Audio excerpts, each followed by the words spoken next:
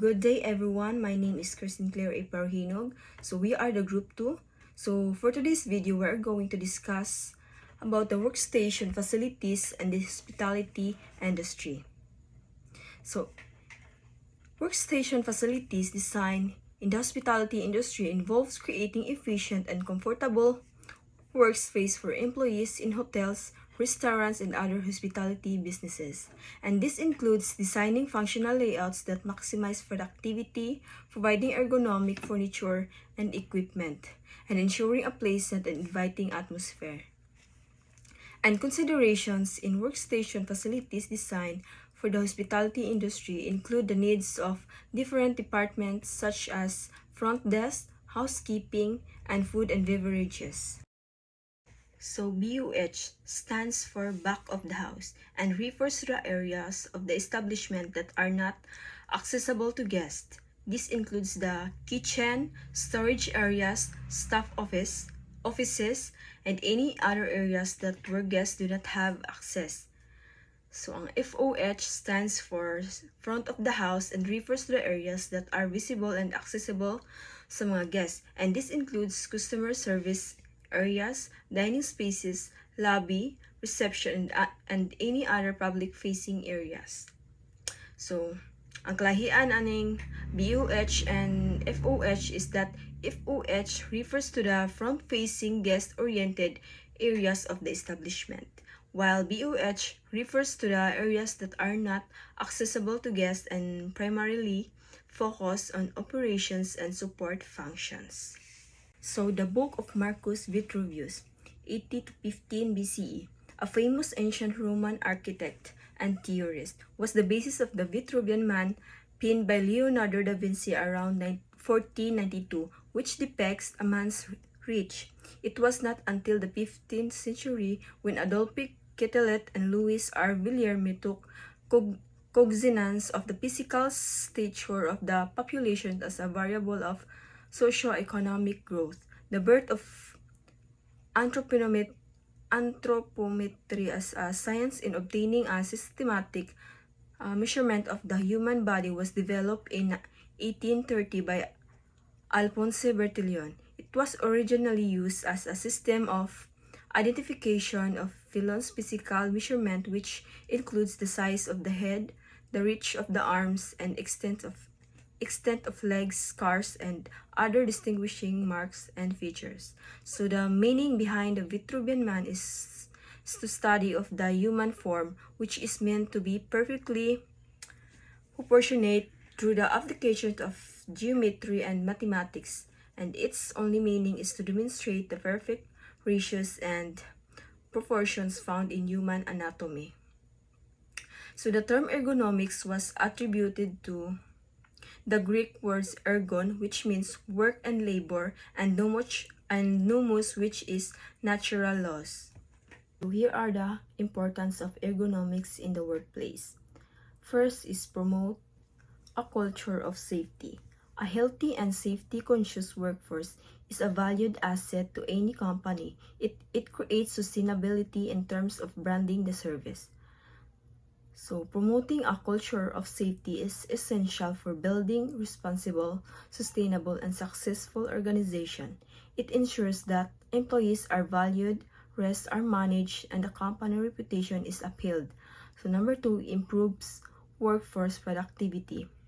A well-designed workspace allows good posture and lessens movement and unnecessary effort, which provides efficiency to workers. So there are tips on how to improve workforce productivity. First is stop multitasking. It can be tempting to want to take care of a few tasks at once, especially if these seem small or easy, but it simply doesn't work. According to neuroscience professor Earl K. Miller, multitasking is not humanly possible. We're fooling ourselves when we say we can easily juggle phone calls, presentations, and eating lunch. Focus on one task at a time and you'll actually end up completing it faster. And second, take a breaks. We might think working longer hours means we're getting more done, but we never work as well when we're burned out. Studies show taking regular breaks helps concentrations and boost your mood. Take a 5 minutes walk around the office or spend 15 minutes grabbing that mid-afternoon coffee. And the three importance of gun is reduces unnecessary expenses. So the cost of treatment and hospitalization in an unsafe workplace can be reduced or totally obliterated through ergonomics. This will also entail the additional cost of hiring and training new staff due to immobilized personnel. So reducing unnecessary expenses allows a company to optimize the use of its resources, ensuring that funds and assets are directed toward activities that directly contribute to the organization goals. So facilities planning. It is the process of designing the layout and location to provide congruence on the activities of people, equipment, and furniture to achieve a desired goal. It is a complex program that involves multidiscipline professionals. So facilities planning involves the process of determining the best layout and design for buildings and other physical structures to ensure they meet the needs of the organization or business. And this includes considering factors such as size, location, functionality, and the efficiency, as well as future growth and changes. The goal of facilities planning is to create a space that is cost-effective, safe, and conducive to productivity. So here are the 4 factors in determining layout and design. So first is versatility of space for expansion or change. So what is versatility? Versatility of space is an important factor in determining layouts and design, as it allows for flexibility and adaptability to accommodate future expansion or change. This includes features such as modular or open plan layouts, movable walls, and easily reconfigurable furniture and fixtures that can be adjusted to meet evolving needs or accommodate different functions within the space.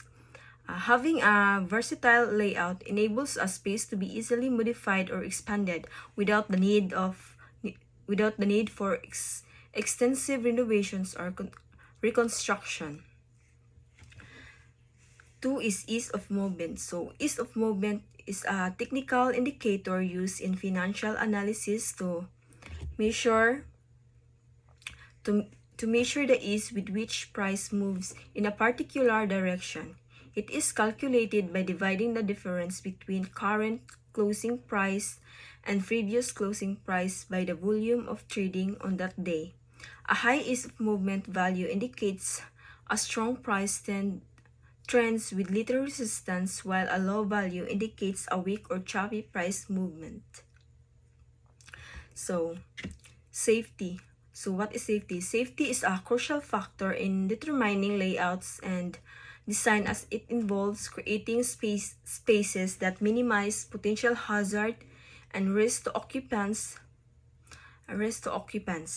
And this includes considerations such as proper placements of exits, clear paths for emergency evacuation, adequate lighting, ergonomic furniture and equipment placement to prevent injuries, and compliance with building codes and regulations to ensure the safety of all individuals in the space.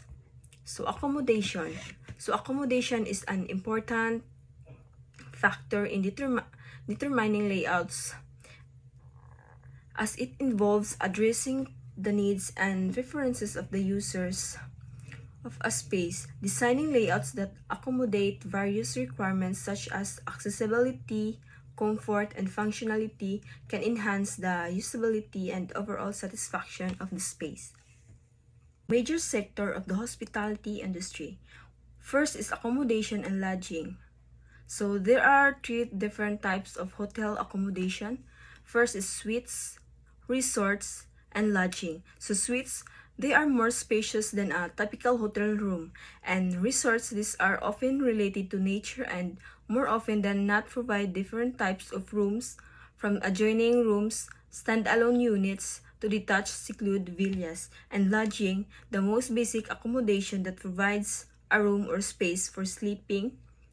And these are normally patronized by backpackers who only stay for a limited time. And two is food and beverages. So what is food and beverages? Food and beverages refers to the industry that involves the preparation, production, and serving of food and drinks to customers. This can include restaurants, cafe, bars, fast food establishment, catering services, and etc. And number three, travel and tourism. And this involves the activities of people traveling to different places for leisure and business or other purposes. This industry encompasses transportation, accommodation, attraction, and other services that cater to travelers' needs and desires. And the last one is entertainment and recreation. Refers to activities the people participate in for fun, relaxation, and enjoyment. So this industry includes a wide range of activities such as sports, music, movies, gaming, and other leisure pursuits.